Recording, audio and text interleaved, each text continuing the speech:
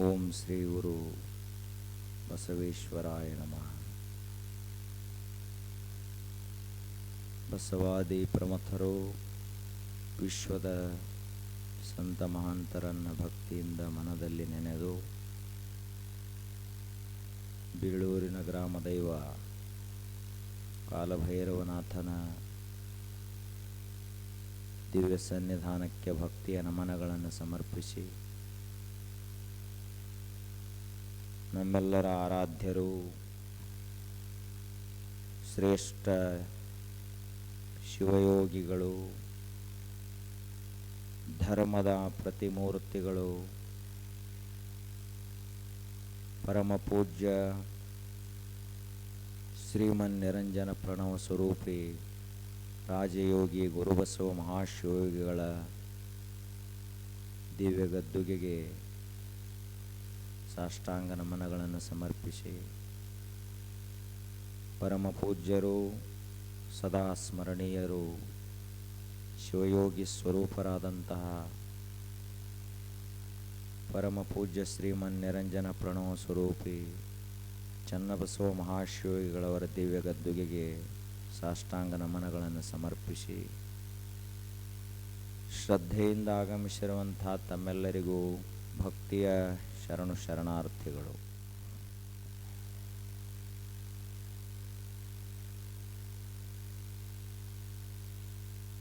ವಿವೇಕಶೀಲನಾದಂತಹ ಮನುಷ್ಯ ಬದುಕುವಂತಹ ರೀತಿ ಬೇರೆ, ವಿವೇಕ ಇಲ್ಲದಂತಹ ಮನುಷ್ಯ ಬದುಕುವಂತಹ ರೀತಿ ಬೇರೆ. ಯಾವ ಮನುಷ್ಯನಲ್ಲಿ ವಿವೇಕ ಸಾಮರ್ಥ್ಯ ಇರ್ತದ ಆ ಮನುಷ್ಯನ ಜೀವನ ಕಲ್ಯಾಣದಾಯಕವಾಗಿರುತ್ತದೆ.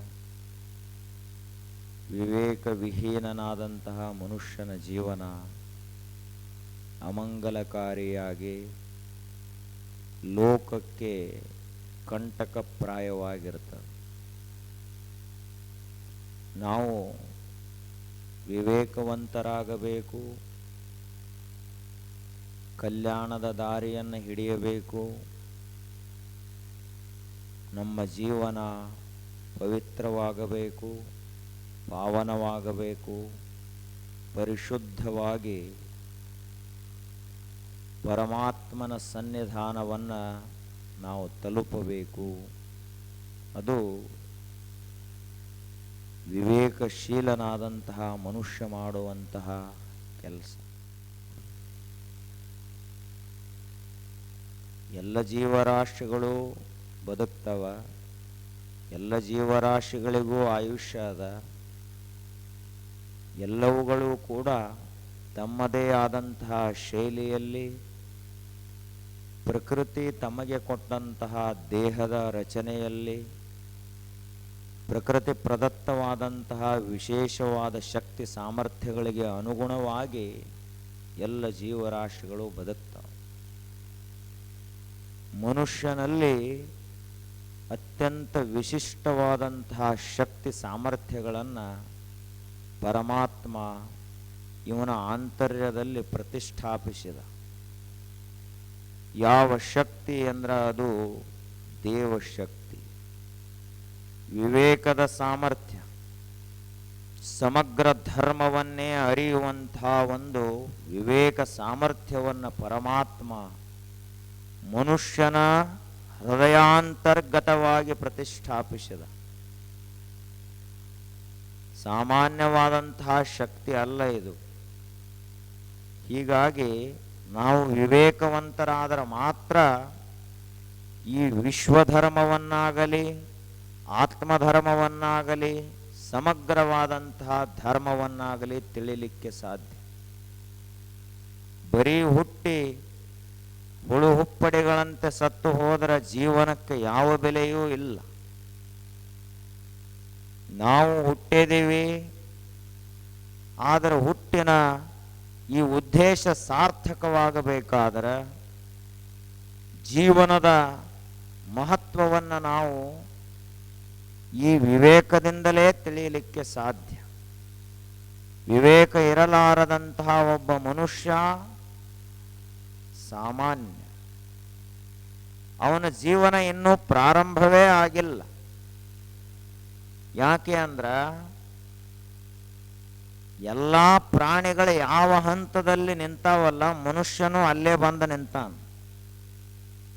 ಇದರಿಂದ ವಿವೇಕಿಯಾದ ಮನುಷ್ಯ ಮುಂದೆ ಹೋಗ್ತಾನ. ವಿವೇಕ ಇರಲಾರದಂಥವ ಪ್ರಾಣಿಗಳ ತರಗತಿಯಲ್ಲಿಯೇ ತನ್ನ ಆಯುಷ್ಯವನ್ನು ಕಳೆದು ಬಿಡ್ತಾನ. ಹೀಗಾಗಿ ನಾವು ಪ್ರಾಣಿಗಳ ಹಾಗೆಯೇ ಪ್ರಾಣಿಗಳಂತೆ ಪ್ರಾಣಿಗಳಾಗಿಯೇ ಬದುಕಬೇಕು ಅಂದ್ರ ಏನೂ ಅಭ್ಯಂತರ ಇಲ್ಲ. ಈಗೇನು ಬದುಕ್ತಾ ಇದೀವಲ್ಲ, ಇದು ಪ್ರಾಣಿಗಳ ಹಂಗನ ಅದ, ಏನು ಬಹಳ ವಿಶೇಷ ಏನಿಲ್ಲ. ಅವು ಹಸುವಾದ ಕೂಡಲೇ ಹುಡುಕಾಡ್ತಾವ, ಏನಾರೇ ಮಾಡಿ ಒಟ್ಟು ಊಟ ಮಾಡ್ತಾವ.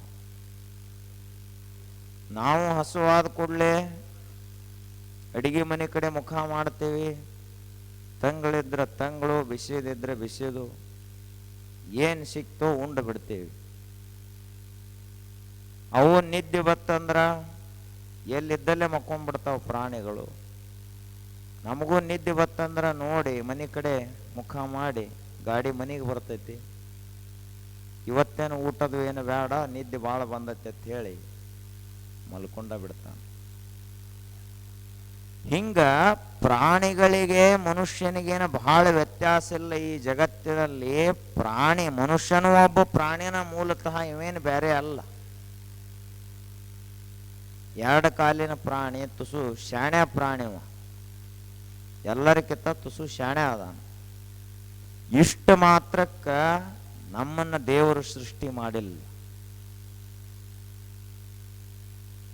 ನಾವೆಲ್ಲರೂ ಈಗ ಸದ್ಯದಲ್ಲಿ ಇರುವಂತ ಹಂತ ಯಾವುದು ಅಂದ್ರ ಪ್ರಾಣಿಗಳ ಹಂತದಲ್ಲಿ ನಾವು ಅದೀವಿ. ಏನು ಬಹಳ ಸುಧಾರಣೆ ಮಾಡ್ರೂ ಇನ್ನ ನಮ್ಮ ಒಳಗಿನ ಮೂಲತಃ ಪ್ರವೃತ್ತಿ ಹೋಗಿಲ್ಲ. ನಮಗ ಒಂದು ಹಣ್ಣು ಕೊಟ್ರೆ ಸಾಕು ಅನಿಸೋದಿಲ್ಲ. ಸಾಕಪ್ಪ ನನಗೆ ಎಷ್ಟು ಹೊಟ್ಟೆ ತುಂಬಲಿಕ್ಕೆ ಬೇಕದ ಅಷ್ಟು ಕೊಟ್ಟಾರಂತ ಸಾಕು ಅನ್ಸಂಗಿಲ್ಲ, ಇನ್ನ ಬೇಕನ್ನಿಸ್ತೈತಿ.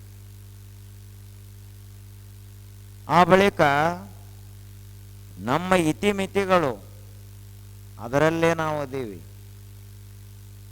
ಇದನ್ನ ಮೀರಿ ಹೋಗುವಂಥ ವಿಚಾರನ ಮಾಡಿಲ್ಲ. ಆ ಕಡೆ ಒಂದು ದೊಡ್ಡ ಆಧ್ಯಾತ್ಮದ ಲೋಕ ಅದು ಅದ ಅನ್ನುವ ಪರಿವೇ ನಮಗಿಲ್ಲ. ನಾವೇನ್ ತಿಳ್ಕೊಂಡಿದೀವಿ, ಏನ್ ಆತಪ್ಪ ಚಲೋ ಆತ, ಈ ವರ್ಷ 10 ವರ್ಷ ಆತ ಬಾಡಿಗೆ ಮನ್ಯಾಗ ಇದ್ದೀವಿ, ಈ ವರ್ಷ ಸ್ವಂತ ಮನೆ ಕಟ್ಕೊಂಡಿವಿ. ಮುಂದಿನ ವರ್ಷ ಅನ್ನೋದ್ರೊಳಗೆ ಒಂದು 10 ಎಕರೆ ದ್ರಾಕ್ಷಿ ಹಚ್ಚದ. ಏನ್ ಜೀವನ ಅಂದ್ರೆ ಹಿಂಗಿರ್ಬೇಕು. ದ್ರಾಕ್ಷಿ ಆತು, ಮನೆ ಆತು, ಮುಂದಿನ ವರ್ಷ ಏನೋ ಮಕ್ಕಳ ಮದುವೆ ಆದ, ಅದರ ಮುಂದಿನ ವರ್ಷ ಮೊಮ್ಮಕ್ಕಳನ್ನ ಆಡಿಸೋದು. ಹಿಂಗ ಇದು ಮುಂದುವರ್ಕೋತ ಹೋಗುತ್ತದೆ ಪ್ರಪಂಚ. ಇದೇ ಸಾರ್ಥಕತೆ ಅಂದ್ರ ನಮ್ಮಷ್ಟು ಹುಚ್ಚರ ಜಗತ್ತಿನಲ್ಲಿ ಯಾರೂ ಇಲ್ಲ. ಮತ್ ನಮಗ್ ಹುಚ್ಚರತ್ತೆ ಯಾರು ಅನ್ನಂಗಿಲ್ಲಲ್ರಿ. ಯಾಕ ಅಂತ ಕೇಳಿದ್ರ ಇರಾವ್ರ ಹೆಚ್ಚು ಕಡಿಮೆ ಹುಚ್ಚರ ನಮ್ಮ ಜೋಡಿ ಇರ್ತಾರೆ. ತಿಳಿದಂತವ್ರ ಕಣ್ಣಿಗೆ ನಾವು ಬಿದ್ದಿಲ್ಲ, ನಾವು ಅವ್ರ ಕಣ್ಣಿಗೆ ಬಿದ್ದೀವಿ ಅಂದ್ರೆ ನಮಗವರು ಹುಚ್ಚರ ಅಂತ ಕರೀತಾರೆ. ಯಾಕೆ ಅಂದ್ರ ನಮ್ಮಲ್ಲಿ ವಿವೇಕದ ಚಕ್ಷುವೆ ಮುಚ್ಚಿ ಹೋದ ಬಳಿಕ ನಾವೇನು ಮಾಡ್ತೀವಿ ಇಲ್ಲಿ ಜಗತ್ತಿನಲ್ಲಿ. 100 ಎಕರೆ ಗಳಿಸಿದಂಥ ಮನುಷ್ಯನು ಕೂಡ ಊಟನ ಮಾಡ್ತಾನ, ಮಲ್ಕೋತಾನ, ಅವನು ಪ್ರಪಂಚನ ಮಾಡ್ತಾನ ಹೊರತು ನಿಷ್ಪ್ರಪಂಚಿಯಾಗಿರುವುದಿಲ್ಲ. ಎಷ್ಟೇ ದೊಡ್ಡ ಶ್ರೀಮಂತನಾಗಲಿ, ಸಾಹುಕಾರನಾಗಲಿ, ಶಕ್ತಿವಂತನಾಗಲಿ, ಇವರದೆಲ್ಲ ಓಟ ಎಲ್ಲಿಯವರೆಗೆ ಅಂತ ಕೇಳಿದರ ಈ ಪ್ರಪಂಚದ ಗೋಡೆಯವರೆಗೆ ಮಾತ್ರ. ಇದನ್ನು ಮೀರಿ ಹೋಗ್ತಾ ಇಲ್ಲ. ಹಾಗಾದ್ರೆ ನಮಗೆ ಸಾಮರ್ಥ್ಯನ ಇಷ್ಟ ಆಯ್ತು, ಏನು ಸಾಮರ್ಥ್ಯವನ್ನು ಮರ್ತಾ ಇದೀವೋ ಅಂತ ವಿಚಾರ ಮಾಡಬೇಕು. ಸಾಮರ್ಥ್ಯ ನಮಗೆ ಇಷ್ಟ ಇಲ್ಲ. ನಾವೇನು ಯಾರು ಈಗ ತಿಳ್ಕೊಂಡಂಗೆ ಏನೈತಲ್ಲ ನಮ್ಮ ತಲೆಯೊಳಗ, ಇದು ಯಾವುದೂ ನಾವು ಮೂಲತಃ ಅಲ್ಲ. ಹಾಗಾದ್ರೆ ನಾವು ಏನು ಅದನ್ನೇ ವಿಚಾರ ಮಾಡುವಂತಹ ವಿಶೇಷವಾದಂತಹ ಶಕ್ತಿಗೆ ವಿವೇಕ ಅಂತ ಹೇಳಿ ಕರೀತಾರೆ. ಅಧ್ಯಾತ್ಮ ಮತ್ತು ಪ್ರಪಂಚ ಇವೆರಡನ್ನು ಬಿಡಿಸಿ ಬಿಡಿಸಿ ನೋಡುವಂಥ ವಿಶೇಷ ಸಾಮರ್ಥ್ಯವೇ ವಿವೇಕ. ಇದಕ್ಕೆ ಪ್ರಪಂಚ ಅಂಥೇಳಿ ಕರೀತಾರ, ಇದನ್ನು ಬಿಟ್ಟು ಇದಕ್ಕೆ ಪರಮಾರ್ಥ ಅಂಥೇಳಿ ಕರೀತಾರೆ. ಇವರು ಪ್ರಾಪಂಚಿಕರು, ಇವರು ಸಂತ ಮಹಾತ್ಮರು. ಇವರು ಭವಪಾಶಬದ್ಧರು, ಇವರು ಪ್ರಪಂಚದಿಂದ ಮುಕ್ತರಾದಂಥವರು. ಇದನ್ನು ಬಿಡಿಸಿ ನೋಡುವಂಥ ವಿಶೇಷ ಸಾಮರ್ಥ್ಯವೇ ವಿವೇಕ. ಎಲ್ಲಿರ್ತೈತೆ ಅದು ವಿವೇಕ? ಏನೆಲ್ಲ ನಾವು ಸಮಾಧಾನವಾಗಿ ಕುಂತ್ಕೊಂಡು ವಿಚಾರ ಮಾಡುವಾಗ ಏನು ನಮ್ಮ ತಲೆಯಲ್ಲಿ ವಿಚಾರಗಳು ಬರ್ತಾವಲ್ಲ, ಅದೇ ವಿವೇಕದ ಕೆಲಸ.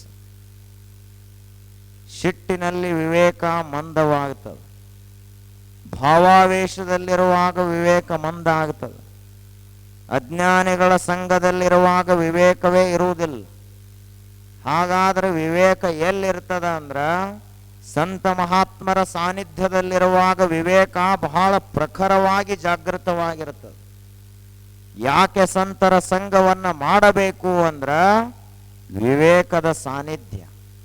ಒಬ್ಬ ಸಂತನ ಸಾನ್ನಿಧ್ಯ, ಒಬ್ಬ ಗುರುವಿನ ಸಾನ್ನಿಧ್ಯ ಅಂದ್ರೆ ಅದು ವಿವೇಕದ ಸಾನ್ನಿಧ್ಯ.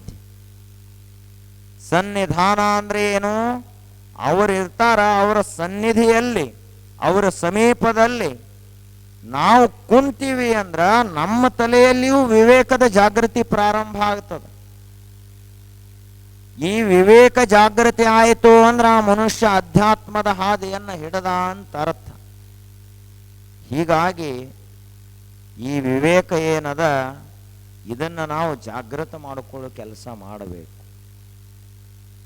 ಇದು ಎಲ್ಲೋ ಮತ್ತು ಹೊರಗಡೆ ಸಿಗುವುದಲ್ಲದು. ಎಲ್ಲಿ ಸಿಗ್ತದ? ಎಲ್ಲಿ ಒಬ್ಬ ಸತ್ಯವನ್ನು ಕಂಡಂತಹ ಋಷಿ ವಾಸ ಮಾಡ್ತಾನೋ, ಎಲ್ಲಿ ಮನದ ಚಂಚಲತೆಯನ್ನೆಲ್ಲ ನೀಗಿ ಯೋಗಶ್ಚಿತ್ತ ವೃತ್ತಿ ನಿರೋಧ ಸಂಪೂರ್ಣ ಮನಸ್ಸನ್ನು ಶಾಂತಗೊಳಿಸಿ ತದಾದೃಷ್ಟು ಸ್ವರೂಪೇ ಅವಸ್ಥಾನಂ ತನ್ನಲ್ಲಿಯೇ ತಾನು ನಿಂತಂತ ಒಬ್ಬ ಮಹಾಪುರುಷ ಯೋಗಿಯ ಸಾನ್ನಿಧ್ಯದಲ್ಲಿ ವಿವೇಕ ಜಾಗೃತವಾಗುತ್ತದೆ. ನಾವು ತಿಳ್ಕೊಂಡಂಗ ಮೊಟ್ಟ ಮೊದಲನೇ ಕೆಲಸ ಏನಂದ್ರ ಸಂತರ ಸಾನ್ನಿಧ್ಯ, ಸಂತರ ಸಂಘ, ಸತ್ಸಂಗವನ್ನು ಮಾಡಬೇಕು. ಮೈ ಬಹಳ ಹೊಲಸಾಗ್ಯದಂದ್ರ ನೀರಿನ ಸಂಘವನ್ನು ಮಾಡಿದ್ರ ಮೈ ಎಲ್ಲ ಸ್ವಚ್ಛ ಆಗ್ತದ, ಮನುಷ್ಯ ಶುಚಿರ್ಭೂತನಾಗ್ತಾನ. ಮನಸ್ಸು ಬಹಳ ಹೊಲಸಾಗಿತ್ತು ಅಂದ್ರ ಸಂತ ಮಹಾತ್ಮರ ಸಾನ್ನಿಧ್ಯದಲ್ಲಿ ಅವರ 4 ಮಾತುಗಳನ್ನು ಕೇಳುವುದರಿಂದ ಮನಸ್ಸು ಸ್ವಚ್ಛ ಆಗ್ತದೆ. ಬುದ್ಧಿ ಬಹಳ ಹೊಲಸಾಗಿತ್ತು ಅಂದ್ರ ಉಪನಿಷತ್ತಿನ ಮಂತ್ರಗಳನ್ನು ಕೇಳಬೇಕು, ಶರಣರ ವಚನಗಳ ಅನುಭವವನ್ನು ಮಂಥನ ಮಾಡಬೇಕು. ಆವಾಗ ಬುದ್ಧಿಯಲ್ಲಿ ಅಡಗಿರುವ ಜಾಡ್ಯದ ಮಾಲಿನ್ಯ ಹೋಗಿ ಪರಮಾತ್ಮ ತತ್ವದ ಪ್ರಕಾಶ ಬುದ್ಧಿಯಲ್ಲಿ ಬೆಳಗುತ್ತದೆ. ಹೀಗಾಗಿ ನಾವು ಈ ಪ್ರಯತ್ನ ಮಾಡಬೇಕು. ಯಾವ ಸಂಘ ಮಾಡಬೇಕು, ಯಾವುದು ಮಾಡಬಾರದು ಅಂತ ಕಲಿಬೇಕು ನಾವು. ಮೊದಲನೇ ಶಾಲೆ ಇದು. ಈಗ ಕುಡಿಯೋದನ್ನು ಒಬ್ಬ ಮನುಷ್ಯ ಕಲ್ತಾನ, ಕುಡುಕ ಅಂತ ನಾವು ಕರಿತೀವಿ ಅವನಿಗೆ. ಆ ಕುಡುಕ ಕುಡಿಯೋದನ್ನು ಬಿಡಬೇಕಾದ್ರ ಮೊಟ್ಟ ಮೊದಲನೇದ ಕುಡುಕರ ಸಂಘವನ್ನು ಬಿಡಬೇಕು. ಆ ಬಳಿಕ ಕ್ರಮೇಣವಾಗಿ ಬಾಟ್ಲಿ ಸಂಘವನ್ನು ಬಿಟ್ಟ ಅಂದ್ರೆ ಕುಡಿತ ಬಿಟ್ಟು ಹೋಗುತ್ತದೆ. ದಿನಂಪ್ರತಿಯಾಗಿ ಕುಡುಕರ ಸಂಘದಲ್ಲಿದ್ದು ನಾ ಕುಡಿಯಂಗಿಲ್ಲ ಅಂದ್ರೆ ಒಂದಿಲ್ಲ ಒಂದ್ ದಿವಸ ಕುಡಿಸ್ತಾರ ಅವರು. ನನ್ನ ದೋಸ್ತಿ ಮೇಲೆ ಆಣಿ ಮಾಡಿ ಕುಡಿ ಅಂತ ಹೇಳ್ತಾರೆ. ಇವನು ದೋಸ್ತಿ ಮೇಲೆ ಆಣಿ ಮಾಡಿ ಇವನ್ ಕುಡ್ದ ಸಾಯುತಕ ಕುಡ್ಕೋತ ಹೋದ, ಕುಡುಕಾದ. ಅದಕ್ಕ ಸಂಘ ಅನ್ನೋದು ಬಹಳ ಮುಖ್ಯ. ಈ ಒಂದು ಬುಟ್ಟಿಯಲ್ಲಿ ಕಾಯಿಪಲ್ಯ ಇರ್ತದೆ. ಈ ಎಲ್ಲ ಬದ್ನಿಕಾಯಿ ಅದಾವ ಅಂತ ಇಟ್ಕೊಳ್ಳೋಣ, ಒಂದು 10 ಬದ್ನಿಕಾಯಿ ಅದಾವು. ಒಂದು ಕೆಟ್ಟಿತ್ತು ಅದ್ರೊಳಗೆ. ಕೆಟ್ಟಿತ್ತಂದ್ರೆ ನೀವು ಏನು ಮಾಡ್ತೀರಿ ತಾಯಂದರು? ಆ ಕೆಟ್ಟದ್ದು ಒಂದು ಪಟಕ್ನ ತೆಗೆದ ತಿಪ್ಪಿಗೆ ಹಾಕಿ ಬಿಡ್ತೀರಿ. ಇರ್ಲಿ ಬಿಡ, ಅದು ಬದ್ನಿಕಾಯಿ ಜಾತಿದೈತೆ ಅಂತ ಅದ್ರಾಗ ಬಿಡ್ತೀರಿ. ಕೊಂಡು ತಂದದೀವಿ ರೊಕ್ಕ ಕೊಟ್ಟ. ಅವೇನಿದು ಕೊಳಿತೈತೆ ಅಂತ ಹೇಳಿ ಲೆಕ್ಕ ಹಾಕಿಲ್ಲ ನಾವು. ಇದೆಲ್ಲ ಬದ್ನಿಕಾಯಿ ಒಳಗೆ ತೂಕ ಮಾಡಿ ಕೊಟ್ಬಿಟ್ಟಾನ ನೀವು. ರೊಕ್ಕ ಕೊಟ್ಟು ತಂದದೀವಿ, ಇದನ್ಯಾಂಗ ಹೊರಗೆ ಹೋಗಿದ್ದು ಪಾಪದ ಮನ್ಸಿಗೆ ಹಚ್ಕೋತಂದ್ರೆ ಹೆಂಗ ಅಂಥೇಳಿ ಏನಾರು ನೀವು ಅದ್ರಾಗ ಇಡ್ತೀರಿ ಅನ್ನೋದನ್ನ ತೆಗೆದು ಒಗೆದು ಬಿಡ್ತೀರ. ಉಳ್ದದ್ದು 9 ಸುದ್ದು ಉಳಿತಾವಲ್ಲ. ನೀವು ಒಂದು ವೇಳೆ ಅದು ಕೆಟ್ಟದ್ದು ಹಂಗ ಅದ್ರೊಳಗೆ ಇಟ್ರಿ ಅಂದ್ರೆ 2 ದಿವಸದಲ್ಲಿ 10ಕ್ಕೆ 10 ಕೆಟ್ಟು ಹೋಗಿಬಿಡ್ತಾವ. ಹಂಗ ದುರ್ಜನರ ಸಂಘದಲ್ಲಿ ನಾವಿದ್ದೀವಿ ಅಂದ್ರ ನಾಳೆ ಕೆಡುವ ಮನುಷ್ಯ ಇವತ್ತು ಕೆಟ್ಟು ಬಿಡ್ತಾನೆ. ನಮಗೇನು ಯಾರು ರೊಕ್ಕ ಕೊಡೋದು ಬೇಡ, ರೂಪಾಯಿ ಕೊಡೋದು ಬೇಡ, ಏನು ಹೇಳೋದು ಬೇಡ, ಕೇಳೋದು ಬೇಡ. ಆದ್ರ ದುಷ್ಟ ದುರ್ಜನರ ಸಂಘದಿಂದ ಮನುಷ್ಯ ಸದಾಕಾಲ ದೂರ ಇರಬೇಕು. ಇದು ಮೊದಲನೇ ನಿಯಮ. ಸಾರ ಸಜ್ಜನರ ಸಂಘ ಲೇಸು ಕಂಡಯ್ಯ. ಮಹಾತ್ಮರ ಸಮೀಪ ಹೋಗಿ ಅವರೇ ನಮ್ಮನ್ನು ಮಾತಾಡಿಸೋದು ಬೇಡ, ಅವರೇ ನಮಗೆ ಹೇಳೋದು ಬೇಡ, ಕೇಳೋದು ಬೇಡ. ಬರೀ ಅವರ ಸಾನ್ನಿಧ್ಯದಲ್ಲಿ ಒಂದು ಕುಂತ್ರ ಅವರ ಸಮೀಪದಲ್ಲಿ ಒಂದು ಪ್ರಭಾವಲಯ ಅಂತಿರ್ತದ. ಅದು ಸತ್ಯದ ಪ್ರಭಾವಲಯ, ತಪಸ್ಸಿನ ಪ್ರಭಾವಲಯ, ಸಂಯಮದ, ಸಮಗ್ರ ಧರ್ಮದ ಶಾಂತಿಯ ಕಿರಣಗಳು ಸೂಸ್ತಾ ಇರ್ತಾವ. ಆ ಸಾನ್ನಿಧ್ಯದಲ್ಲಿ ಕುಂತಹ ಮನುಷ್ಯನ ಮನಸ್ಸು ಕ್ಷಣ ಮಾತ್ರದಲ್ಲಿ ಶಾಂತವಾಗುತ್ತದೆ. ಅದಕ್ಕೆ ನಾವೇನು ಮಾಡಬೇಕು? ಸಂತರ ಸಂಘವನ್ನು ಮಾಡಬೇಕು. ಬಿಡುವುದು ಯಾವುದು ಬಿಡಬೇಕು? ಅವು ಬೇಕಾದಂತಹ ಶ್ರೀಮಂತಿರಲಿ, ಒಂದು ವೇಳೆ ಕೆಟ್ಟ ಗುಣಗಳು ಕೆಟ್ಟ ಸ್ವಭಾವ ಒಂದಿತ್ತು ಅಂದ್ರೆ ಇಂದ ಬಿಟ್ಟು ಬಿಡೋದು. ದೋಸ್ತಿ ಹೆಂಗೆ ಬಿಡೋದು ಅಂದ್ರೆ ಕೈ ತೊಳ್ಕೊಂಡು ಬಿಡೋದು ಚೆನ್ನಾಗಿ. ಇನ್ನೊಮ್ಮೆ ಕಡೆ ಹಾಯಂಗಿಲ್ಲ. ಬಹಳ ಅನಿವಾರ್ಯ ಬಂತು ಅಂದ್ರೆ ವ್ಯಾವಹಾರಿಕವಾಗಿ ಮಾತಾಡ್ತಿರ್ತೀರಿ. ಏನಪ್ಪ ಆರಾಮನಂದ್ರ ಆರಾಮದೀವಿ, ಬರೋಬ್ಬರಿ ಅದೀವಿ ಅಂತ ಹೇಳೋದು. ಎಲ್ಲ ಬೆಳಿ ಬೆಳಿ ಹೆಂಗದಾವು? ಎಲ್ಲ ದೇವ್ರ ದಯಾದಿಂದ ಚಲೋ ಅದಾವಪ್ಪ. ಇಟ್ಟು ಅಂದವ್ರ ಗಾಡಿ ಸ್ಟಾರ್ಟರ್ ಹಾಕಿ ಬಿಡುದು. ನೀವು ನಿತ್ರಿ ಅಂದ್ರೆ ಮತ್ತೆ ಕೆಲಸ ಆಗೋದಿಲ್ಲ. ಮತ್ತವ ಎಲ್ಲರೇ ನಿಮ್ಮನ್ನ ಎಲ್ಲಿ ಕರ್ಕೊಂಡು ಹೋಗ್ತಾನ? ಗಟ್ಟಿ ಮಾಡೋದಕ್ಕೆ ನಡೀಪ ಅಂತ ಕರ್ಕೊಂಡು ಹೋಗ್ತಾನೆ. ಅಲ್ಲಿ ಹೋಗಿ ಮತ್ತೆ ನಿಮ್ಮನ್ನು ಬಿಡಂಗೆ ಇಲ್ಲ. ಮೊದಲು ಕಲಿಯುವ ಸಾಲಿ ಯಾವುದು? ಯಾರ ಕೆಟ್ಟ ಮತ್ತೆ ಯಾರ ಕೆಟ್ಟವ್ರು ಗುರುತು ಮಾಡೋದು ಹೆಂಗ? ಕೆಟ್ಟವ್ರ ಸಂಗಂತೂ ಬಿಡ್ಬೇಕಂತ ಆಯ್ತು. ಯಾರು ಕೆಟ್ಟವ್ರು ಅದನ್ನು ಗುರುತು ಮಾಡೋದು ಹೆಂಗ? ಸ್ವಭಾವೋ ದುರತಿಕ್ರಮ. ಏನು ಮಾಡಿದ್ರು ಮನುಷ್ಯನ ಸ್ವಭಾವ ಒಂದು ಬದಲಾಗುವುದಿಲ್ಲ ಬಹಳ ಬೇಗನೆ. ಈ ಜಗತ್ತಿನಲ್ಲಿ ಅತಿ ಕಷ್ಟ ಸಾಧ್ಯವಾದ ಕೆಲಸ ಯಾವುದು ಅಂದ್ರೆ ಸ್ವಭಾವ ಪರಿವರ್ತನ. ಹುಟ್ಟಿದಾಗ ಹೆಂಗಿದ್ದೀವಲ್ಲ ಹೆಚ್ಚು ಕಡಿಮೆ ಸಾಯೋತಕ ಹಂಗೆ ಇರ್ತೀವಿ ನಾವು. ಮ್ಯಾಲೆಲ್ಲ ಬದಲಾಕೋತ ಹೋಗತ್. ಶರೀರ ಬದಲಾಗ್ತದ, ಮನೆ ಬದಲಾಗ್ತೈತಿ, ಭಾಷೆ ಸ್ವಲ್ಪ ಬದಲಾಗ್ತೈತಿ. ಆ ಬಳಿಕ ಶ್ರೀಮಂತಿಕೆ, ಬಡತನ, ಅವು ಇವು ಎಲ್ಲ ಬದಲಾಗ್ತಾವ. ಈ ಸ್ವಭಾವ ಬದಲಾಗಂಗಿಲ್ಲ. ಹುಟ್ಟಿದ ಗುಣ ಹೌದಾ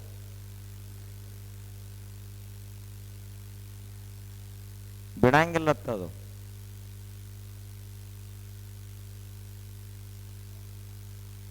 ಹಂಗ ನಮ್ಮಲ್ಲಿ ಸ್ವಭಾವ ಇರ್ತದಲ್ಲ. ಒಬ್ಬ ಮನುಷ್ಯ ಕೆಟ್ಟವದಾನಂತೇನು ಅವನ ಹಂತಲ್ಲಿ ಹೋಗಿ ಪ್ರವಚನ ಕೇಳೋ ಅವಶ್ಯಕತೆ ಇಲ್ಲ. ಅವನ ಸಮೀಪದಲ್ಲಿ ನಮಗೆ ಗೊತ್ತಿರ್ತೈತಿ. ಈಗ ಊರಲ್ಲಿ ಇದೆ, ಬೀಳೂರಾಗ ಹುಟ್ಟಿ ಇಲ್ಲೇ ಬೆಳೆದರಿ. ಬೇಕಾದ ಮನುಷ್ಯ ಕೇಳ್ರಿ ನೀವು ಹೆಂಗದಾನ ಅಂತೇಳಿ ಹೇಳತ್ತ. ನಾವು ಅವನ ಸ್ವಭಾವ ಊರಾಗ ಪರಿಚಯ ಇರ್ತದೆ. ಈ ಮನುಷ್ಯ ಹೆಂಗಪ್ಪ ಅಂದ್ರ ಆ ಮನುಷ್ಯನ ಮುಂದಲ್ಲ, ಅವನ ಹಿಂದೆ ಏನೇನು ಮಾತಾಡ್ತಿರ್ತಾರಲ್ಲ ಅದು ಅವನ ಸ್ವಭಾವದ ಪರಿಚಯ ಜಗತ್ತಿಗೆ. ಹಂಗ ಕೆಟ್ಟ ಮನುಷ್ಯ ಅದಾನಂತೇಳಿ ನಾವ ಅಷ್ಟ ಅಲ್ಲ, ಸುತ್ತಮುತ್ತಿರುವಂಥ ಜನ ಹೇಳ್ತಾರ. ಅದರ ಮ್ಯಾಲಿನಿಂದ ಅವನ ದೋಸ್ತಿ ಮಾಡಬೇಕು, ಅವನ ಸಂಘದಾಗ ಇರಬೇಕು ಬೇಡೋ ಅಂತ ನಿರ್ಣಯ ಮಾಡಬೇಕು. ಇದು ಬಿಡುದಾತು. ಮತ್ತು ನಾವು ಕೆಟ್ಟವರಿದ್ದೇವೆ ಅಂದ್ರ ನಮ್ಮನ್ನು ಪರಿವರ್ತನಾ ಮಾಡುವ ಸಾಮರ್ಥ್ಯ ಮನುಷ್ಯರಲ್ಲಿಲ್ಲ. ಒಬ್ಬ ಸದ್ಗುರುವಿನಲ್ಲಿ, ಒಬ್ಬ ಪರಮಾತ್ಮನಲ್ಲಿ ಮಾತ್ರ ಆ ಸಾಮರ್ಥ್ಯ ಇರ್ತದೆ. ಉಳಿದವ್ರಿಗೆ ಆಗೋದಿಲ್ಲ ಅದು. ನಾವೆಲ್ಲರೇ ಆ ಕುಡುಕರನ್ನ ತಿದ್ದಬೇಕತ್ ಹೋದೀವಿ ಅಂದ್ರೆ ನಾವ ಕುಡಿಲಾಕ ಕಲ್ತು ಬಿಡ್ತೀವಿ. ನಮ್ಮಲ್ಲಿ ವಿವೇಕ ಅಷ್ಟು ಜಾಗೃತಿ ಇರಂಗಿಲ್ಲ, ಅಂಥ ತಪಸ್ಸಿರಂಗಿಲ್ಲ. ಒಬ್ಬ ದೇವರಿಗೆ ನಮ್ಮನ್ನ ತಿದ್ದುವ ಸಾಮರ್ಥ್ಯ ಅದ, ಒಬ್ಬ ಸದ್ಗುರುವಿಗೆ ನಮ್ಮನ್ನ ತಿದ್ದುವಂತಹ ಸಾಮರ್ಥ್ಯ ಇರ್ತದೆ. ಜಿತೇಂದ್ರಿಯನಾದಂಥ ಮಹಾತ್ಮನಿಗೆ ಸರ್ವ ಜೀವರನ್ನೇ ಬದಲಾಯಿಸುವಂತಹ ಮಹಾ ಉದ್ಧರಣ ಸಾಮರ್ಥ್ಯ ಇರ್ತದೆ. ಅದಕ್ಕೆ ಅವರ ಸಮರ್ಥರು. ಮತ್ತು ನಾವು ಎಲ್ಲ ಉದ್ಧಾರ ಮಾಡ್ಬೇಕಂತ ಹಂಗ ಹೊಂಟಿವಿ ಅಂದ್ರ ಅವರು ಕೆಟ್ಟವ್ರ ಬದಲಾಗಬಹುದು, ನಾವ ಕೆಟ್ಟವರಾಗಿ ಹೋಗ್ತೀವಿ. ಅದಕ್ಕೆ ಜಾಗ್ರತೆ ಅಂತ ಹೇಳ್ತಾರೆ. ಮೊದಲನೇ ಕೆಲಸ ಯಾವುದು? ಕೆಟ್ಟವರ ಸಂಘ, ದುಷ್ಟ ದುರ್ಜನರ ಸಂಘದಿಂದ ದೂರ ಇರಬೇಕು, ಮೊದಲನೇದ್ದು. ಆ ಬಳಿಕ ಸಂತರ ಸಂಘವನ್ನ ಮಾಡಿದ್ರ ಲೇಸು ಕಂಡಯ್ಯ. ಮಹಾತ್ಮರ ಸಂಘವನ್ನ ಮಾಡಿದೇವಿ ಅಂದ್ರೆ ಏನಾಗ್ತದ? ಲೇಸಾಗ್ತದ, ಒಳ್ಳೆಯದಾಗ್ತದ, ಮಂಗಲವಾಗ್ತದ, ಶುಭವಾಗ್ತದ. ಶುಭಮಸ್ತು ಅಂತ ಹೇಳ್ತಾರೆ. ಶುಭವಾಗಲಿಪ್ಪ, ನಿನಗೆ ಒಳ್ಳೆಯದಾಗಲಿ, ಕಲ್ಯಾಣವಾಗಲಿ. ಎಲ್ಲಿದ್ರೆ ಕಲ್ಯಾಣ ಆಗ್ತದ? ಮಹಾತ್ಮರ ಸಂಘದಲ್ಲಿದ್ರೆ ನಿಶ್ಚಿತವಾಗಿಯೂ ಕಲ್ಯಾಣವಾಗುತ್ತದೆ. ಅರಿಯದವರೊಡನೆ ಸಂಗವ ಮಾಡಿದರೆ ಕಲ್ಲು ಹೊಯ್ದು ಕಿಡಿಯ ತೆಗೆದುಕೊಂಬಂತೆ. ಬಲ್ಲವರೊಡನೆ ಸಂಗವ ಮಾಡಿದರೆ ಮೊಸರು ಹೊಸೆದು ಬೆಣ್ಣೆಯ ತೆಗೆದುಕೊಂಬಂತೆ. ಚನ್ನಮಲ್ಲಿಕಾರ್ಜುನ ದೇವ ನಿಮ್ಮ ಶರಣರ ಸಂಗವ ಮಾಡಿದರೆ ಕರ್ಪೂರದ ಗಿರಿಯನು ಉರಿಕೊಂಬಂತೆ. ಯಾರ್ಯಾರ ಸಂಘ ಮಾಡಿದರೆ ಏನೇನಾಗ್ತದೆ ಅಂತ ಅಕ್ಕ ಮಹಾದೇವಿ ಅವರು ಹೇಳಿದರು. ಏನೇನಾಗ್ತದ? ತಿಳಿಲಾರದವರ ಸಂಘ ಒಂದು ವೇಳೆ ಮಾಡಿದೀವಿ ಅಂದ್ರ ಕಲ್ಲು ಹೊಯ್ದು ಕಿಡಿಯ ತೆಗೆದುಕೊಂಬಂತೆ. ಅವು ಎರಡು ಚಕಮಕಿ ಕಲ್ಲಿರ್ತಾವ. ಅವು ಕಲ್ಲಿವ ಬಣವಿ ಮಗಲ ಕುತ್ಕೊಂಡು ಕಟಿಲಕ್ ಚಾಲೂ ಮಾಡಿದ. ಅವಾಗ ಮಜಾ ಅನಿಸ್ತದು. ಅದು ಬ್ಯಾಸಿಗೆ ಕಾಲದೊಳಗೆ. ಈಗ ಒಂದು 5 ನಿಮಿಷ ಕಡದಿದ್ದ ಕಿಡಿ ಹೊರಲಕ್ ಚಾಲು ಅದು. ಅಲ್ಲೊಂದು ಸಿಡದು ಇಲ್ಲೊಂದು ಸಿಡದು ಬಣವಿಗೆಲ್ಲ ಉರಿ ಹತ್ತು ಕಲ್ಲು ಹೊಯ್ದು ಕಿಡಿಯ ತೆಗೆದುಕೊಂಬಂತೆ. ಈಗ ಬಹಳ ಸಿಟ್ಟಿನ ಮನುಷ್ಯರು ಇರ್ತಾರಲ್ಲ, ಅವ್ರ ಜೊತೆ ನೀವು ಒಂದು ತುಸು ಹೆಚ್ಚಿಗೆ ಮಾತಾಡ್ರಿ, ಜಗಳಕ್ಕೆ ಬಂದ್ಬಿಡ್ತಾರ ಅವ್ರು. ಕಲ್ಲು ಹೊಯ್ದು ಕಿಡಿಯ ತೆಗೆದುಕೊಂಬಂತೆ. ಅರಿಯದವರು, ಅವ್ರಿಗೇನೂ ಗೊತ್ತೇ ಇಲ್ಲ. ದಾನ ಮಾಡಪ್ಪ ಒಂದು ತುಸು ಅಂತ ಹೇಳಿದ್ರ ಸಿಟ್ಟಿಗೆ ಬರ್ತಾನ. ಏನ್ರಿ, ನಾವು ದುಡ್ದು ಗಳಿಸಿದ್, ನಮ್ಮ ಅಜ್ಜ, ನಮ್ಮ ಮುತ್ಯ, ನಮ್ಮ ಅಪ್ಪ ನಮಗ್ ಕೊಟ್ಟದ್, ನಮ್ಮ ಹೆಸರಲ್ಲೇ ಮಾಡಿದ್, ನಾ ಯಾಕೆ ದಾನ ಮಾಡಬೇಕು ಅಂತ ಅವಂತ. ಅಲ್ಲಪ್ಪ, ನಿಮ್ಮ ಮುತ್ಯಾಗ ಇದನ್ನು ಕೊಟ್ಟವ್ರು ಯಾರು, ಅದಕ್ಕಾಗಿ ಇದನ್ನು ದಾನ ಮಾಡಪ್ಪ ಅಂತ ಇವ್ರು ಹೇಳ್ತಾರೆ. ಮುತ್ಯಾನ ಬರಾಗ ಜಮೀನ್ ತಂದಿರ್ತಾನೆ ಏನು? ತಂದವರು ಕೊಟ್ಟವರು ಯಾರು ಅಂದ್ರೆ ಇಡೀ ವಿಶ್ವ ಶಕ್ತಿಯೇ ನಮಗ್ ಕೊಟ್ಟಿರ್ತದ. ಅದಕ್ಕೆ ನಾವು ಸ್ವಲ್ಪ ಕುಡಿದು ಕಲಿಬೇಕು, ದಾನ ಅಂತ ಕರೀತಾರ. ಅವನಿಗೆ ಇನ್ನೊಂದು ತುಸು ಹೆಚ್ಚಿಗೆ ಹೇಳ್ರಿ, ನಮಗ ಆ ದಾನ ಒಂದು ಹೇಳ್ಬೇಡ್ರಿ, ಉಳ್ಕಿದ್ದು ಹೇಳಿರ್ತಾನ. ಆ ದಾನದ ಕೆಲಸ ಆಗು ಮಾತಲ್ಲ ನಮಗ. ಇನ್ನ ಏನ್ರಿ ಸರ್ಕಾರದ ಫ್ರೀ ಯೋಜನಾ ಬಂದಾವಂತ ಹೇಳ್ರಿ, ಮೊದಲನೇ ಅರ್ಜಿ ನಮ್ದ. ಊರಾಗ ಏನ್ರಿ ಪುಕಟ ಗೊಳ್ಳ ಚುನುಮುರಿ ಹಂಚಲಾತಾರತ್ ಹೇಳ್ರಿ, ಸಾಲ ಹತ್ತಿ ಬಿಡ್ತದ. ಚುನುಮುರಿ ಯಾವ ಗಟ್ಟಿ ಸಹಿತ ಅಲ್ಲವು, ಗಾಳಿ ಬಿಟ್ಟು ತಂದ್ರೆ ಇಲ್ಲಿ ಹೋಗಿ ಸಾಂಗ್ಲಾಗಿ ಬಿದ್ದಿರ್ತಾವ. ಅಂತ ಗೋಳ ಚುನುಮುರಿಗಾಗಿ ಪಾಳೆ ಹೆಚ್ಚಿರ್ತಾನೆ ಅವ. ಇವಾಗ ತಗೊಳ್ಳೋದು ಗೊತ್ತಾಯ್ತು ಹೊರತು ಕುಡುದು ಗೊತ್ತಿಲ್ಲ. ಅದಕ್ಕ ಅರಿಯದವರೊಡನೆ ಸಂಗವ ಮಾಡಿದರೆ ದಾನ, ಧರ್ಮ, ಸತ್ಸಂಗ, ಅಧ್ಯಾತ್ಮ, ಮಠ, ಮಂದಿರ, ಪೂಜಾ ಇವೇನೂ ಗೊತ್ತಿರಲಾರದಂಥ ಒಬ್ಬ ಮನುಷ್ಯ ಅದಾನಂದ್ರ ಅವನ ದೋಸ್ತಿಯನ್ನ ಮಾಡಿದ್ರ, ಗೆಳೆತನವನ್ನ ಮಾಡಿದ್ರ, ಅವನ ಸಂಘದಲ್ಲಿದ್ರ ನಮ್ಮ ಜೀವನವೂ ಹಾಳಾಗ್ತದ. ಅಷ್ಟೇ ಅಲ್ಲದೆ ಈ ಜಗತ್ತಿನಲ್ಲಿ ಅವನೊಬ್ಬ ಅಜ್ಞಾನಿ. ಅದಕ್ಕೆ ಅವನ ಗೆಳೆತನ ಮಾಡಬಾರದು. ಬಲ್ಲವರೊಡನೆ ಸಂಗವ ಮಾಡಿದರೆ ಮೊಸರು ಹೊಸೆದು ಬೆಣ್ಣೆಯ ತೆಗೆದುಕೊಂಬಂತೆ. ತಿಳಿದವ್ರ ಜೊತೆ ನಾಕ ಮಾತಾಡ್ರಿ, ಒಂದು ತುಸು ಜ್ಞಾನ ಬರ್ತೈತಿ ನಮಗೆ. ಮೊಸರು ಹೊಸೆದು ಚಲೋ ಕೆನೆ ಮೊಸರ ಮುಂಜಾನೆ ಎದ್ದು ಕಟ್ಟದ್ರಿ ಅಂದ್ರ ಈಗ ಚಳಿಗಾಲದಾಗ ಕಟ್ಟಿಯೋ ತಡ ಇಲ್ದ ಬೆಣ್ಣೆ ಬಂದು ಕುಂಡಿರ್ತೈತಿ ಮ್ಯಾಲ. ಮೊಸರು ಹೊಸೆದು ಬೆಣ್ಣೆ ತೆಗೆದುಕೊಂಬಂತೆ.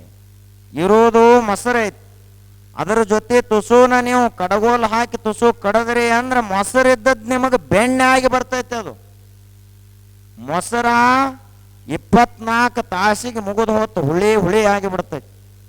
ಇನ್ನೊಂದು ದಿವಸ ಇಡ್ರಿ ಕುದಿಲಾಕ್ ಚಾಲೂ ಮಾಡ್ತೈತಿ, ಚಟಾಪಟ ಮಾಡ್ತೈತಿ ಅದು ಮೊಸರ. ಒಂದು ವಾರ ಇಟ್ರಂತೂ ಅದ್ರ ಸಮೀಪ ಯಾರಿಗೆ ತಗೊಳ್ಳೋದಿಲ್ಲ, ಅಷ್ಟು ದುರ್ವಾಸ ಎದ್ದು ಬಿಡ್ತೈತಿ. ಇಂಥ ಮೊಸರಿನೊಳಗಿಂದನ ನಾವೇನು ತಕ್ಕೋಬೇಕಾಗ್ಯದ, ಬೆಣ್ಣೆಯನ್ನು ತಕ್ಕೋಬೇಕಾಗ್ಯದ. ಸ್ವಲ್ಪ ಅದರ ಜೋಡಿ ನಾವು ಕಡಗೋಲಿನಿಂದ ಮಾತಾಡಿದೀವಿ ಅಂದ್ರೆ ಬೆಣ್ಣೆ ಬರ್ತದ ನಮಗ.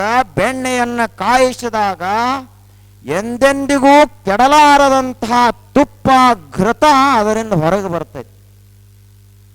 ಬಲ್ಲವರೊಡನೆ ಸಂಗವ ಮಾಡಿದರೆ ಮೊಸರು ಹೊಸೆದು ಬೆಣ್ಣೆ ತೆಗೆದುಕೊಂಬಂತೆ.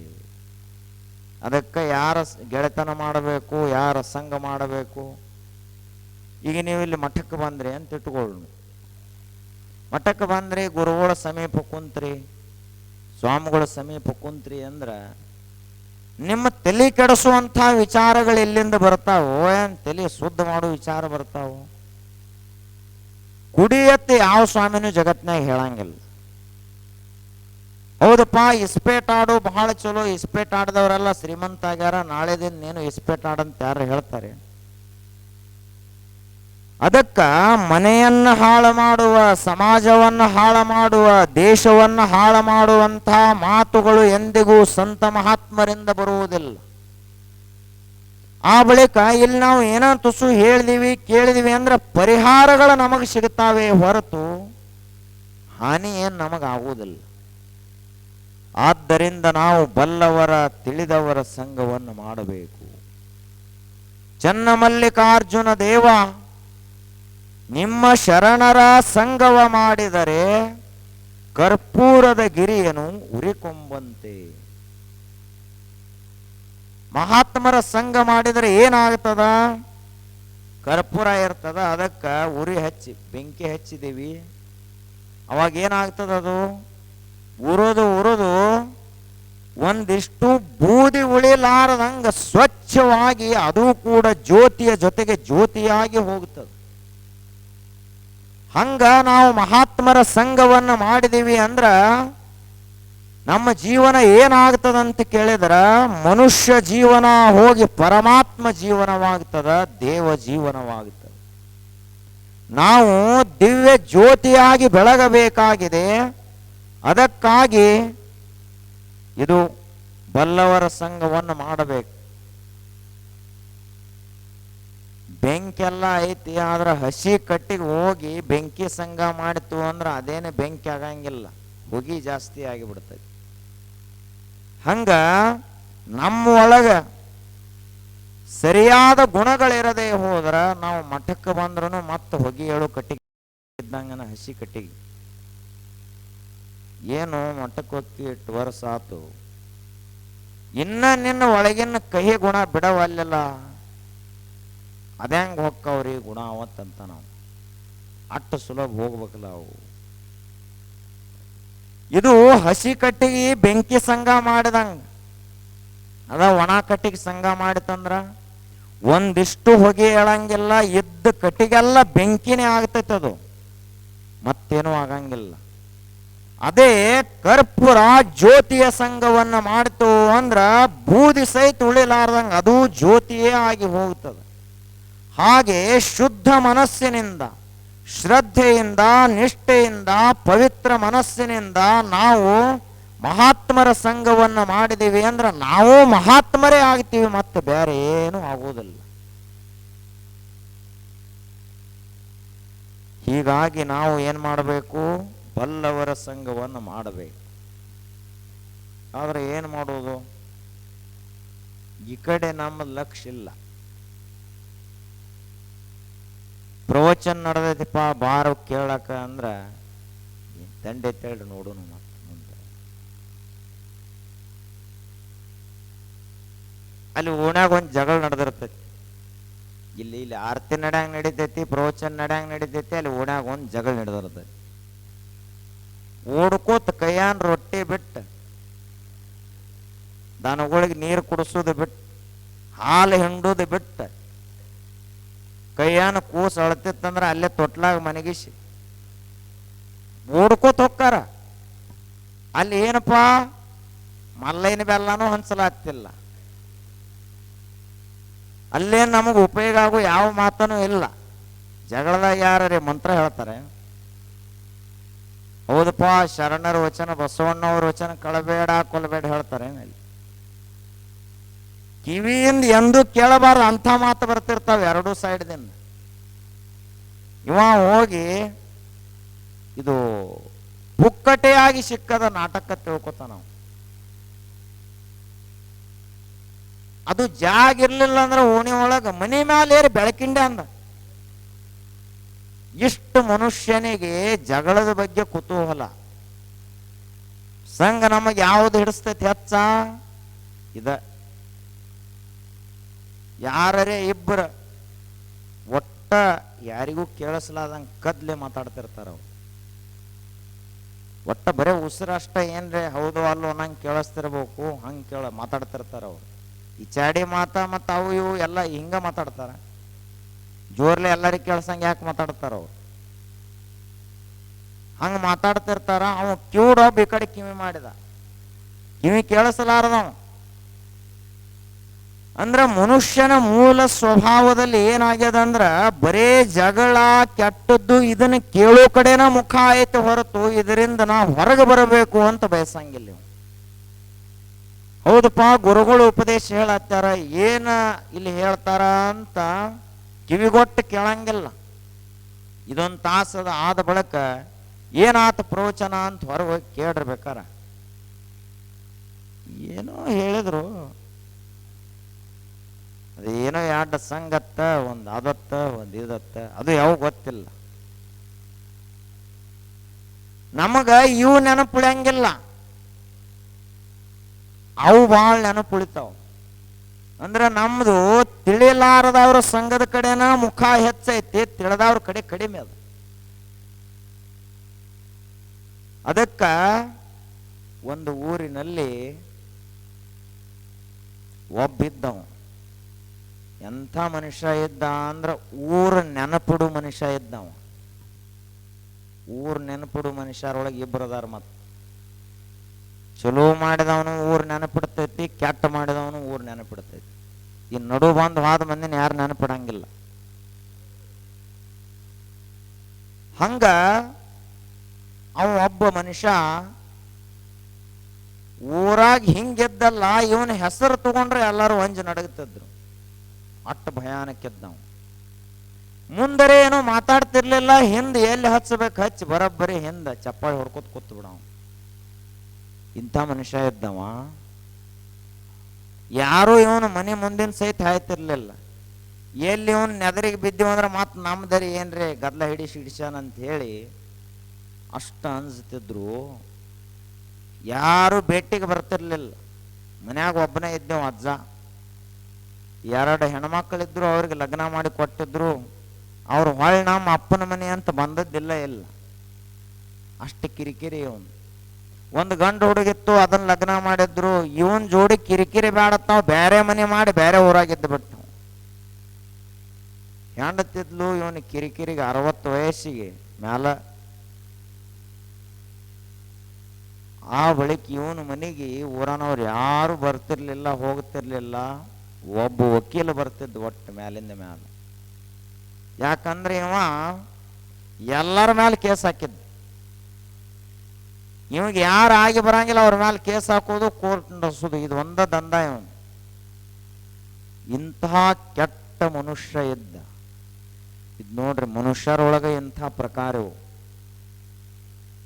ಊರಿಗೆ ಬೇಕಾದ ಮನುಷ್ಯರು ಇರ್ತಾರ, ಊರಿಗೆ ಬ್ಯಾಡಾದ ಮನುಷ್ಯರು ಇರ್ತಾರ. ಕೆಲವೊಬ್ಬರ ಸತ್ರ ದುಃಖದಿಂದ ಮನುಷ್ಯ ಬಹಳಷ್ಟು ಅಳ್ತಾನ, ದುಃಖ ಪಡ್ತಾನೆ. ಇಡೀ ಊರು ಸ್ತಬ್ಧ ಆಗ್ತಾವ. ಇನ್ನು ಕೆಲವೊಬ್ಬರ ಸತ್ರ ಊರೆಲ್ಲ ಹೋಳಿಗೆ ಊಟ ಮಾಡ್ತದೆ. ಹೋತೊಂದು ಪೀಡ ಊರಂದ.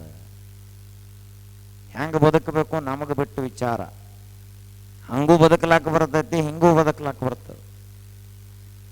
ಅವಾಗ ಏನಾಯ್ತು ಅಂದ್ರ ಮಗ್ಗಲ ಮನ್ಯಾವ ಒಬ್ಬಿದ್ದ, ಮಗ್ಗಲ ಮನೆಯವ್ರ ಜೋಡಿ ಯಾವಾಗಲೂ ಹೆಚ್ಚು ಕಡಿಮೆ ಜಗಳ ಇದ್ದೇ ಇರ್ತಾವ ಊರಾಗ. ಅವ್ರ ಗಾಡಿ ಇವ್ರ ಗಾಡಿ ಮಗಲು ಇರ್ತಾವು. ಒಂದು ತುಸು ಕಸ ಹೊಡೆದ ಇವ್ರ ಅಂಗಳದ ಮುಂದೆ ಹಾಕೋದಕ್ಕೆ ಇವ್ರು ಅವ್ರ ಅಂಗಳದ ಮುಂದೆ ಹಿಂಗೆ ಜಗಳ ಇರೋದೇ. ಹಿಂಗ ಮಗ್ಗಲ ಮನೆಯವನ ಮ್ಯಾಲ ಇವೊಂದು ಸಣ್ಣಾಗಿರ್ತಾಗಿನಿಂದ ಜಗಳ ಇತ್ತು. ಈಗ ಇವ್ 75 ವಯಸ್ಸಾಗಿತ್ತು. ಆಗ ಒಂದು ದಿನ ಇವಾಗ ವಯಸ್ಸು ಹಾಕೋತ ಬಂತು. ಇವ ಏನು ಮಾಡಿದ, ವಕೀಲಿಗೆ ಹೇಳಿ ಕಳಿಸಿದ, ಅಜ್ಜ ನೋಡಪ್ಪ ಅವ ಮಗ್ಗಲ ಮನ್ಯಾವಗಟ್ಟು ಹೋಗಿ ಹೇಳಿ ನನ್ನ ಕಡೆ ಕಳಿಸವನ ಅಂತ ಹೇಳಿ ಕಳಿಸಿದ. ವಕೀಲರ ಮಾತನಾಗ ಭಾಳ ಶಾಣೆ ಇರ್ತಾರ. ವಕೀಲ ಹೋದ, ಹೋಗಿ ನಮಸ್ಕಾರ ರೀ ಬರ್ರಿ, ಹಿಂಗ ಮಗ್ಗಲ ಮನೆಯವರು ಭಾಳ ವಯಸ್ಸಾಗ್ಯದ, ಇನ್ನೇನು ಒಂದು ವಾರದೊಳಗೆ ದೇಹ ಬಿಡುವಂಥ ಸನ್ನಿವೇಶದ, ಅದಕ್ಕೆ ಕೊನೆ ಒಂದು ಸಾರಿ ನಿಮ್ಮನ್ನ ಜೋಡಿ ಒಂದು 4 ಮಾತು ಮಾತಾಡಬೇಕಂತಾರ. ಇಲ್ಲಿ ತನಕ ದ್ವೇಷನ ಮಾಡೇನಿ, ಇನ್ನು ಮುಂದರೆ ಆ ದ್ವೇಷ ಮರಿಪ ಅಂತ ಹೇಳೋ ಸಲುವಾಗಿ ನಿಮ್ಮನ್ನು ಕರಿಲತ್ತಾರ, ಬರ್ರಿ ಅಂತ ಹೇಳಿದೆವು. ವಕೀಲ ಹೇಳಿದ ಬಳಿಕ ಅವ ಮಗ್ಗಲ ಮನ್ಯಾನ ಮನುಷ್ಯ ಚಲೋ ಇದ್ದ. ಅವ ಅಂದ,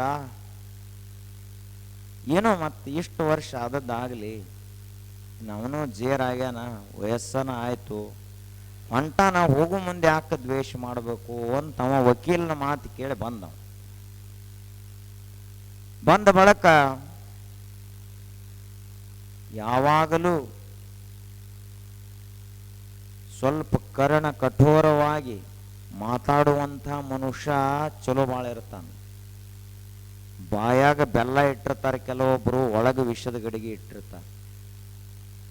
ವಿಷದ ಗಡಿಗೆ ಮನುಷ್ಯನ ಒಳಗಿರ್ತೈತಿ. ಮಾತಿನಲ್ಲಿ ಎಷ್ಟು ಚಲೋ ಮಾತಾಡ್ತಾರಂದ್ರ ಅಷ್ಟು ಭಯಾನಕ. ಹಂಗಿವ ಮಾತಿನಲ್ಲಿ ಬಹಳ ಚಲೋ ಚಲೋ ಎಲ್ಲ ಮಾತಾಡಿದ. ಅವ್ರಿಗೆ ನಂದೊಂದು ಕೊನೆ ಇಚ್ಛಾ ಐತ್ರಿ, ಅದನ್ನು ಮಾಡ್ರಿ ಅಂತ ಹಿಂಗೆ ಕೈ ಮಾಡಿದ. ನನ್ನ ಕೈ ಮ್ಯಾಲ ಕೈ ಹಾಕ್ರಿ. ಏನು ಹೇಳಪ್ಪ ಅಂತಂದ್ರೆ ಅವ್ರು ಮಗ್ಗಲ ಮನೆಯವ್ರು. ಇವ ಹೇಳ್ದ, ನಾ ಇಡೀ ಜೀವನ ತುಂಬನ ನಿಮಗ ಕೆಟ್ಟದ್ದು ಮಾಡೇನಿ, ನಿಮ್ಮನ್ನು ಸುಖವಾಗಿರ್ಲಾಕ ಬಿಟ್ಟಿಲ್ಲ. ಇಲ್ಲಿವರೆಗೆಲ್ಲ ಕೋರ್ಟ್ನಲ್ಲಿ ಕೇಸ್ ನಡೆದದ. ಅದಕ್ಕೆ ನಂದೊಂದು ಕೊನೆ ಇಚ್ಛಾ ಏನೈತೆ ಅಂದ್ರೆ, ನಾ ದೇಹ ಬಿಟ್ಟ ಬಳಿಕ ಹಿಂಗೆ ಮಾಡ್ರಿ ಅಂಥೇಳಿ ಅವ್ರ ಕೈ ಮ್ಯಾಲ ಕೈ ಹಾಕ್ಸ್ಕೊಂಡು ಅವ್ರನ್ನ ಕಳಿಸಿದ. ಮುಂದೊಂದು ವಾರದಾಗ ಸತ್ತ ಬಳಿಕ ಅವ್ರ ಪಾಪ ಚಲೋ ಮನುಷ್ಯರಿದ್ರು. ಇವ ಹೆಂಗೆ ಹೇಳಿದ್ಲ ಹಂಗೆ ಮಾಡಿದ್ರು. ಮಾಡಿದ 2 ತಾಸಿಗೆ ಪೊಲೀಸ್ ಗಾಡಿನೇ ಬಂತು. ಬಂದವ್ರ ಇವೇನು ಮಗ್ಗಲ ಮನೆ ಆಗಿದ್ಲ, ಇವನ ಕೈಗೆ ಬೇಡಿ ಹಾಕಿ ಕರ್ಕೊಂಡು ಹೊಂಟ್ರು. ಅವ್ರು ಯಾಕ್ರಿ ನನ್ಯಾಕೆ ಕರ್ಕೊಂಡು ಹೋಗ್ತೀರಿ ಅಂತ ಇವ ಕೇಳಿದ. ಆಗ ಅವರು ಪೊಲೀಸರು ಹೇಳಿದರು, ಈ ಮನುಷ್ಯ ಏನು ದೇಹ ಬಿಟ್ಟನಲ್ಲ, ಇವ ಮೊದಲ ನಮಗೆ ಪೊಲೀಸ್ ಸ್ಟೇಷನ್ಗೆ ಪತ್ರ ಬರೆದಿದ್ದ. ಏನಂಥೇಳಿ, ನನಗ ಇರೋ ತಕನೂ ಸುಖವಾಗಿರುವಟ್ಟಿಲ್ಲ, ಸತ್ತ ಬಳಕು ಕೂಡ ನನಗೆ ಇವ್ರು ಇಷ್ಟೆಲ್ಲ ಕಾಡ್ತಾರ, ಏನು ಮಾಡ್ತಾರೋ ಅಂತ ಹೇಳಕ್ಕೆ ಬರಂಗಿಲ್ಲ. ನನಗೆ ಸಂಶಯ ಬಂದತಿ, ನಾ ಸತ್ತ ಬಳಕ ನನ್ನ ಮ್ಯಾಲಿನ ಸಿಟ್ಟು ತೆಗೆಯುವ ಸಲುವಾಗಿ ನನ್ನ ಎದ್ಯಾಗ ಮಳೆ ಹೊಡಿತಾನಿವ ಅಂತ ಪತ್ರ ಬರೆದತ್ತಿ. ಇವಾರೇ ಕೈ ಮ್ಯಾಲ ಕೈ ಹಾಕ್ಸ್ಕೊಂಡು, ನಾನು ನಿನ್ನ ಮ್ಯಾಲಿನ ಸಿಟ್ಟು ಎಟ್ಟೈತ್ಲ, ನನ್ನ ಮ್ಯಾಲಿಂದು ಒಂದು ದೊಡ್ಡ ಮಳೆ ತಂದು ಹೊಡಿಪ ನನಗ ಅಂತ ಹೇಳಿ ಇಲ್ಲಿ ಹೇಳ್ಯಾನ. ಅಲ್ಲಿ ಪೊಲೀಸ್ ಸ್ಟೇಷನ್ಗೆ ಹಂಗೆ ಹೇಳಿ ಕಳಿಸ್ಯಾನ. ಪೊಲೀಸರು ಬಂದರು. ಇವನು ಇದ್ದಾಗರೇ ಜೈಲ್ನಾಗ ಹೋಗಿದಾಗಲಿಲ್ಲ, ಈಗ ಸಾಕ್ಷಿನೇ ಸಿಕ್ತಲ್ಲ ಪೊಲೀಸರಿಗೆ. ಹೆಣದ ಮ್ಯಾಲ ದ್ವೇಷ ಮಾಡ್ತಾನಂಥೇಳಿ ಇವನು ಜೈಲಿಗೆ ಹಾಕಿರ. ಹಿಂಗೆ ಕೆಲವೊಬ್ಬರು ಹೆಂಗಿರ್ತಾರಂದ್ರೆ ಸತ್ರು ದ್ವೇಷ ಬಿಡಂಗಿಲ್ಲ ಅವರು. ಕೆಲವೊಂದು ಹಳೇ ತಲೆ ಅಜ್ಜಗಳು ಅಜ್ಜಿಗಳು ಇರ್ತಾರ, ಸಾಯೋ ಕೊನೆ ಕ್ಷಣದಾಗ ಜಾಣರಾದ ಮೊಮ್ಮಕ್ಕಳವ್ರ ಸಮೀಪ ಹೋಗಬಾರ್ದು. ಮಕ್ಕಳು ಮೊಮ್ಮಕ್ಕಳು ಕೈ ಹಾಕ್ಸ್ಕೊತಾರ, ಅವ್ರ ಪಟ್ನ ಹಿಂಗೆ ಕೈ ಮಾಡ್ತಾರ, ಕೈ ಹಾಕತ್ ಹೇಳ್ತಾರ. ಏನಪ್ಪ ಇಂಥವು ನನಗೆ ಹಿಂಗೆ ಮಾಡ್ಯಾನ, ಅದಕ್ಕೆ ನೀ ಯಾವ ಕಾರಣಕ್ಕೂ ಅವನು ಬಿಡ್ಲಾಕ್ ಹೋಗಬೇಡ ಅಂದ, ಇವನು ಉಸಿರು ಹೋಯ್ತು. ಇಂಥ ಅಜ್ಜ ಅಜ್ಜಿಗಳಿರ್ತಾರ, ಜಗಳವನ್ನು ಮುಂದುವರಿಸುವಂಥ ಇವರಿಂದ ಸದಾಕಾಲ ಜಾಗೃತನಾಗಿ ನಾವಿರಬೇಕು. ನಾವೀ ಜಗತ್ತಿಗೆ ಬಂದದ್ದು ಜಗಳ ಮುಂದುವರಿಸಲಿಕ್ಕಲ್ಲ. ಜಗಳಗಂಟ್ರ ವಾರಸುದಾರರು ನಾವಲ್ಲ, ಸಂತ ಮಹಾತ್ಮರ ವಾರಸುದಾರರು, ಅಧ್ಯಾತ್ಮ ತತ್ವದ ವಾರಸುದಾರರು, ಅರಿತವರ ವಾರಸುದಾರರು. ಹೀಗಾಗಿ ನಾವು ಯಾರ ಸಂಘ ಮಾಡಬೇಕು? ತಿಳಿದವರ ಸಂಘ ಮಾಡಬೇಕು. ಆದ್ರೆ ತಿಳಿದವರಾಗುವುದು ನಾವು ಈಗ ಸದ್ಯ ಹಿಡಿದ ದಾರಿಯಿಂದ ಆಗುವುದಿಲ್ಲ. ಪ್ರತಿದಿನ ಒಂದು ಹೊಲದಾಗ ಬೆಳೆ ಇರ್ತೈತೆ ಅಂದ್ರೆ ಪ್ರತಿದಿನ ನೀವು ಅದಕ್ಕೆ ವ್ಯವಸ್ಥೆ ಮಾಡಬೇಕು. ಅವಾಗ ಅದು ಬೆಳೆ ಚಲೋ ಬರ್ತದೆ. ಬಿತ್ತಿ ಬಂದ ಒಮ್ಮೆ ಬೆಳೆ ತೆಗಿಲಾಕ ಹೋದ್ರೆ ಬೆಳೆ ಹೆಂಗೆ ಬರ್ತದೆ? ಹಂಗ ಸದ್ಭಾವದ, ಸತ್ಸಂಗದ, ಅಧ್ಯಾತ್ಮದ ಬೆಳೆ ಸರಿಯಾಗಿ ಬರಬೇಕಾಗಿತ್ತು ಅಂದ್ರೆ ಪ್ರತಿದಿನ ನಾವು ಅದಕ್ಕೇನು ಮಾಡಬೇಕಾಗ್ತದ? ಪೋಷಣೆ ಮಾಡಬೇಕಾಗ್ತದೆ.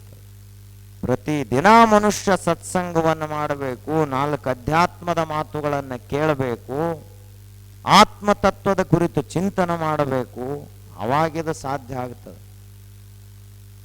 ಆದರೆ ಇದು ಅಷ್ಟು ಸುಲಭವಾಗಿ ನಮಗ ದೊರೆಯಂಗಿಲ್ಲ ಸತ್ಸಂಗ. ಮಹತ್ಸಂಗಸ್ತು ದುರ್ಲಭ ಅಗಮ್ಯ ಅಮೋಘಶ್ಚ.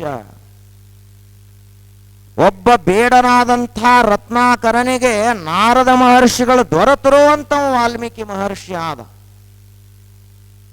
ಒಂದು ವೇಳೆ ನಾರದ ಮಹರ್ಷಿಗಳೇ ಬರದೇ ಹೋಗಿದ್ರ ಒಬ್ಬ ಡಕಾಯತನಾಗಿ, ಕೊಲೆಗಡುಕನಾಗಿ ಉಳಿತಿದ್ದನೇ ಹೊರತು ಆದಿಕವಿ ವಾಲ್ಮೀಕಿ ಮಹರ್ಷಿ ಆಗ್ತಾ ಇರಲಿಲ್ಲ. ಉರಿಲಿಂಗ ದೇವರ ಸಂಘ ಸಿಕ್ಕಿತು ಅಂತ ಒಬ್ಬ ಪೆದ್ದಿಯಾದಂಥವ ಉರಿಲಿಂಗ ಪೆದ್ದಿಯಂತಹ ಶರಣನಾದ. ಆಗ ನಾವು ಕೂಡ ಮಹಾತ್ಮರ ಸಂಘದಿಂದ ಬದಲಾಕೋತ ಹೋಗ್ತೀವಿ. ತಿಳಿದವರ ಸಂಘ ಮಾಡಿದೀವಿ ಅಂದ್ರ ನಾವು ಬಲ್ಲವರಾಗ್ತೀವಿ. ಬಸವನವ 2ನೆಯ ಶಂಭುವೆನಿಸಿದ, ನಾವು 3ನೆಯ ಶಂಭುವೇನಯ್ಯ. ತನ್ನ ತಾ ತಿಳಿದವ 2ನೆಯ ಶಂಭುವೆನಿಸಿದ, ತನ್ನ ತಾ ಮರೆದವ ಮಹೀತಳದ ಮಾನವನೆನಿಸಿದ ನೋಡ ಕಪಿಲ ಸಿದ್ಧ ಮಲ್ಲಿಕಾರ್ಜುನ. ಸೊನ್ನಲಾಪುರದ ಸಿದ್ದರಾಮೇಶ್ವರರು ಈ ಮಾತನ್ನು ಹೇಳ್ತಾರೆ. ಬಸವಣ್ಣನಿಗೆ 2ನೆಯ ದೇವರು ಅಂತ ಕರೀತಿದ್ರು. 2ನೆಯ ಶಂಭು, ದ್ವಿತೀಯ ಶಂಭು, 2ನೆಯ ಪರಮಾತ್ಮನ ರೂಪ ಅಂತ ಕರೀತಿದ್ರು. ಬಸವಣ್ಣವರಂದ್ರ ಸಾಮಾನ್ಯರಲ್ಲ. ಬದುಕಿದ್ದ ಬರೀ 36 ವರ್ಷ. ಅಷ್ಟರಲ್ಲಿ 1,96,000 ಜನ ಅಮರ ಗಣಗಳನ್ನು ತಯಾರು ಮಾಡಿ ಒಂದು ದೊಡ್ಡದಾದಂಥ ಆಧ್ಯಾತ್ಮಿಕ ಅನುಭವ ಮಂಟಪವನ್ನು ನಿರ್ಮಾಣ ಮಾಡಿ ಅಷ್ಟೆಲ್ಲ ಜನರಿಗೆ ನಿರಂತರವಾಗಿ ದಾಸೋಹ ನಡಿಬೇಕು. ಎಲ್ಲರೂ ಇಷ್ಟಲಿಂಗ ಪೂಜಾ ಪ್ರವರ್ತಕರಾಗಬೇಕು. ಆ ಬಳಿಕ ಅನುಭಾವಿಗಳಾಗಬೇಕು, ಜ್ಞಾನಿಗಳಾಗಬೇಕು, ಶರಣರಾಗಬೇಕು ಅಂತ ಇಷ್ಟೆಲ್ಲ ಮಾಡಿದಂಥ ಬಸವಣ್ಣ ಮನುಷ್ಯನಲ್ಲ.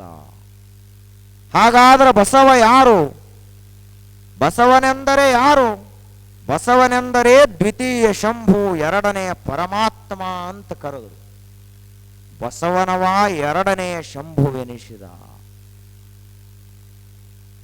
ಅವರೇನು ಮನುಷ್ಯರೇನು? ಮನುಷ್ಯರಿಂದಿದ ಸಾಧ್ಯ ಐತೇನು? ನಾವು 3ನೇ ಶಂಭು ಏನಯ್ಯ? ಹಂಗಾದ್ರೆ ಬಸವಣ್ಣವರು 2ನೇ ದೇವರಾದ್ರು, ನಾವೇನು 3ನೇದವರೇನು ಅಂತ ಕೇಳಿದ್ರು ಅವರು. ನಾವು 3ನೇದವರು ಅಲ್ಲ, ಏನೂ ಅಲ್ಲ. ತನ್ನ ತಾ ತಿಳಿದವ 2ನೇ ಶಂಭುವೆನಿಸಿದ. ಬಸವಣ್ಣನವರು ತಮ್ಮನ್ನ ತಾವು ತಿಳ್ಕೊಂಡ್ರು, ಅದಕ್ಕಾಗಿ ಅವರು ದೇವರ ಸ್ವರೂಪರಾದರು. ನಾವು ಕೂಡ ನಮ್ಮನ್ನ ನಾವು ತಿಳ್ಕೊಂಡೀವಿ ಅಂದ್ರ ನಾವು ದೇವರಾಗುತ್ತೀವಿ. ನಮ್ಮನ್ನು ನಾವು ತಿಳ್ಕೊಂಡಿಲ್ಲೇನು? ತಿಳ್ಕೊಂಡದೀವಿ. ಏನು ತಿಳ್ಕೊಂಡದೀವಿ? ನಾ ಅಂದ್ರ 10 ಎಕರೆ ಮಾಲಕ, ನಾ ಅಂದ್ರ 4 ಮಕ್ಕಳ ತಂದೆ ಅಥವಾ ತಾಯಿ, ನಾ ಅಂದ್ರೆ ನಂದೊಂದು ಇಂಥ ಅಡ್ರೆಸ್ರದ, ಇಂಥ ಊರದ, ನನಗೆ ಈಗ ಇಟ್ಟು ವಯಸ್ಸಾಗ್ಯದ,